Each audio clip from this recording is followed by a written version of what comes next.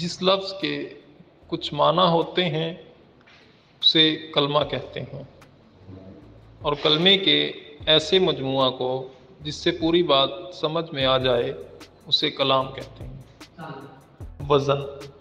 وزن سے مراد ہے کہ شعر کے تولنے کے لیے جو پیمانے یا بٹے مقرر کیے گئے ہیں، جنہیں ہم بہر کہتے ہیں، ان میں سے کسی ایک کے مطابق ہو، کیونکہ جو کلام کسی وزن پر نہیں ہوتا وہ شعر نہیں ہو سکتا۔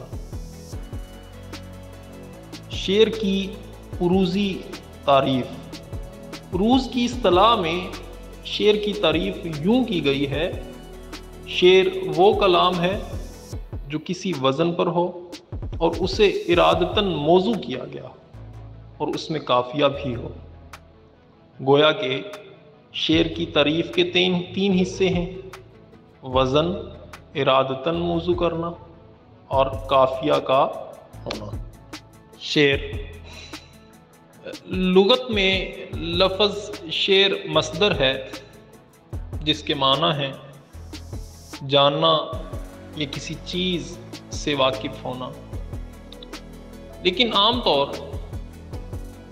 پر لفظ شعر مفعول کے معنی میں استعمال ہوتا ہے، جس کے معنی ہوئے جانی ہوئی چیز۔ شعر کو بیت بھی کہتے ہیں۔